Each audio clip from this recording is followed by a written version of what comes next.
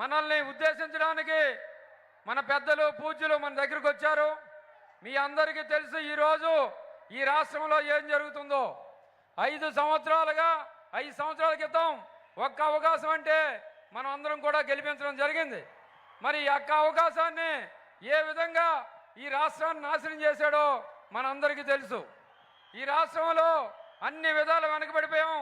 ఈరోజు ఈ రాష్ట్రం బీహార్ కన్నా అలాగే నార్త్ ఈస్టర్న్ కన్నా మరి మనం వెనకబడిపోవడం మీ అందరికీ తెలుసు. ఈరోజు ఏ వర్గం ఈరోజు సంతోషంగా లేరు. మరి ఉద్యోగాలు కానీ ఉద్యోగస్తులు కానీ రైతులు కానీ మహిళలు కానీ లేకపోతే యువత కానీ ఎస్సీ ఎస్టీ మైనార్టీలు అందరూ కూడా ఈరోజు మరి అందరూ ఇబ్బంది పడే పరిస్థితి. ఈరోజు మహిళలు చూసుకుంటే వారు ఇంటి సామాగ్రి కొనుక్కోవాలంటే ఎంతో ఇబ్బంది పడే పరిస్థితి. ఈరోజు ఉప్పు పప్పు ఆయిల్ అన్నీ కూడా డబల్ రేట్లు అయ్యాయి. మన పక్కనున్న ఒరిస్సా కన్నా మనం ఈరోజు మరి ఏదైతే పెట్రోల్ డీజిల్ ఉందో 15 రూపాయలు మనకన్నా తక్కువ, ఇక్కడ ఎక్కువ. అంటే అన్ని విధాలు అన్ని రేట్లు పెరిగాయి. రైతులకు సంబంధించి ఈరోజు మరి ఏ సబ్సిడీ కూడా ఇవ్వలేదు. మనం పండించిన ధాన్యం కొనడానికి కూడా ఎంత ఇబ్బంది పడ్డామో మన అందరికీ తెలుసు. అదేవిధంగా ఈరోజు యువత జాబ్ క్యాలెండర్ అన్నాడు. కనీసం ఈ 5 సంవత్సరాల్లో ఎక్కడ ఒక్క జాబ్ ఇచ్చే పరిస్థితి లేదు. 2,50,000 మంది వాలంటీర్లకి 5 సంవత్సరాలుగా 5,000 రూపాయలు ఇచ్చి వాళ్ళ జీవితాన్ని నాశనం చేయడం మనం అందరం చూసాం. ఈ 5 సంవత్సరాల్లో వారు పని పాట లేకుండా ఇబ్బంది పడే వారు దేనికి పనికి రాకుండా చేశాడు జగన్మోహన్ రెడ్డి. ఆయనకి ఎంతసేపు కూడా ఈ రాష్ట్రాన్ని ఎలా దోచుకోవాలి, దాచుకోవడం మనందరికీ తెలిసి ఈరోజు శాండు ల్యాండు వైను మైను ఏ విధంగా దోచుకున్నాడో, మన పక్కనే నాగావళి ఉంది, ఇసుక ఏ విధంగా దోచుకున్నాడో మనం అందరం చూసాం. మరి మన సారు మనకి ఉచితంగా ఇసుక ఇస్తే మరి జగన్మోహన్ రెడ్డి గారు మరి ఒక ట్రాక్టర్ 5,000 ఒక లారీ 30,000 ఇచ్చి మరి ఈరోజు ఎంత అన్యాయంగా దోచుకోవడం మీ అందరికీ తెలుసు. ఒక లారీ బుక్ చేసుకున్నాను నేను, మరి రసీదు ఇవ్వలేదు. ఎందుకు రసీదు ఇవ్వలేదని కలెక్టర్ గారిని అడిగితే కనీసం అది అటు చూడొద్దు అని చెప్పడం జరిగిందంటే ఈ రాష్ట్రంలో మరి అకౌంటబిలిటీ లేదు, అంతా దోచుకోవడమే. ఈరోజు చూసుకుంటే మన పక్కనే ఉత్తరాంధ్ర విశాఖపట్నం అంటే మనందరికీ కూడా ఇష్టం. అలాంటి విశాఖపట్నంలో 30,000 కోట్ల రూపాయల ల్యాండ్స్ దోచుకున్నారా లేదా మీ అందరూ చెప్పాలని సందర్భంగా తెలియజేస్తున్నా. మరి మీ అందరికీ తెలుసు ఈరోజు అన్ని విధాలా మనల్ని మోసం చేశాడు. రైల్వే జోన్ వచ్చుంటే మరి వేలాదిగా ఉత్తరాంధ్ర మరి యువకులకు ఉద్యోగాలు వచ్చుండేవి. ఒక్క 50 ఎకరాలు ఇమ్మంటే ఇవ్వలేని పరిస్థితి. అన్ని విధాలా మనం మోసం చేశాడు. అలాగే మీ అందరూ తెలుసు జగన్మోహన్ రెడ్డి అనే వ్యక్తి ఎంత క్రూరుడో ఎలాంటోడో మీ అందరికీ తెలుసు. సొంత చిన్నాన్ని మరి చంపిన వాళ్ళని పక్కన పెట్టుకుని ఈరోజు తిరుగుతున్నాడు. మరి ఈరోజు తల్లిని చెల్లిని కూడా ఇంటికి రానివ్వడం లేదు.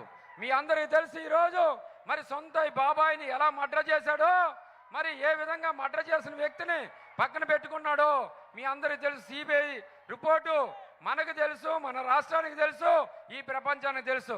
కానీ జగన్మోహన్ రెడ్డికి మాత్రం వివేకానంద రెడ్డికి తెలుసు, దేవుడికి తెలుసు అన్నాడంటే ఏ విధంగా ఉందో ఆయన క్రూరత్వం ఒకసారి మీరు అందరూ కూడా ఆలోచించాలా. అలాగే ఈరోజు అన్ని విధాలా మనల్ని మోసగిస్తున్నాడు. మీకు చివరిగా 2 విషయాలు. మన నాయకుడు చంద్రబాబు నాయుడు గారు, మన నాయకుడు ఎంత కమిట్మెంట్ అంటే 2014లో ఎన్డీఏ గెలిచాం, మోడీ గారు ప్రమాణ స్వీకారం చేశారు. కానీ మన నాయకుడు చేయలా. ఎవరి కోసం? మన కోసం, మన రాష్ట్రం కోసం, మన ప్రజల కోసం. రాష్ట్రపతి ఉత్తర్వులు ఇస్తేనే, అంటే ప్రెసిడెన్షియల్ ఆర్డర్ ఇస్తేనే ప్రమాణ స్వీకారం చెప్పిన మహానాయకుడు మన నాయకుడు చంద్రబాబు నాయుడు గారు. అది ఇచ్చిన తర్వాతే మనకి ఏదైతే తెలంగాణలో 7 మండలాలు కలిసిన తర్వాతనే మరి ప్రమాణ స్వీకారం చేశారు. అది కమిట్మెంటు.